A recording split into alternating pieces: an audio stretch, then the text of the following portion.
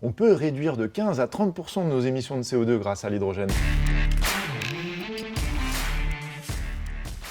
Je suis Mathieu Guéné, je suis le papa de Sidonie et Félix. Et à côté de ça, je suis aussi le PDG de Life. Moi, à la base, je suis un ingénieur et j'ai travaillé un peu partout dans le monde. Et puis, à un moment, j'ai rejoint le CEA, c'est le Commissariat à l'énergie atomique et aux énergies alternatives. Lors de ce passage au CEA, dans ce centre public de recherche, j'ai découvert les technologies de l'hydrogène, la production d'hydrogène et l'utilisation.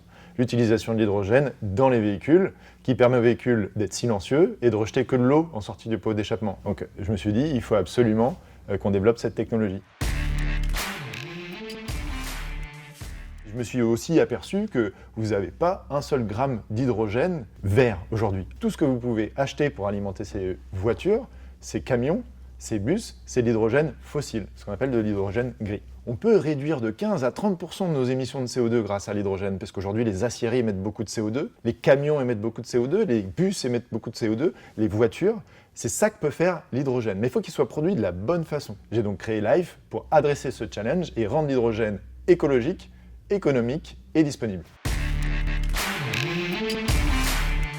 Life, c'est un producteur d'hydrogène écologique. En Vendée, on a installé notre première usine de production d'hydrogène écologique. Aujourd'hui, notre usine de 4000 m² est connectée à des éoliennes et elle produit de l'hydrogène à partir d'eau de mer et d'énergie éolienne. On va pomper un tout petit chouille d'eau de mer. On va le dessaler, on va le purifier et on va casser la molécule d'eau avec l'électricité qu'on a des éoliennes. Quand on casse la molécule d'H2O, on se retrouve avec hydrogène d'un côté et oxygène de l'autre côté. L'oxygène, on va le restituer à l'atmosphère, et l'hydrogène, on va le purifier, c'est un gaz, on va le purifier, on va le compresser, et ensuite on va le mettre sur une remorque de camion. Nos camions vont aller livrer en hydrogène les stations qui ont une pompe à hydrogène. On va faire la même chose partout en Europe, à plus grande échelle. Des usines de cette taille-là, elles seraient capables de décarboner tous les camions poubelles de Paris et tous les bus de Paris. Et dans tous ces pays, on souhaite rendre l'hydrogène écologique, disponible et économique. On dit que les éoliennes défigurent le paysage.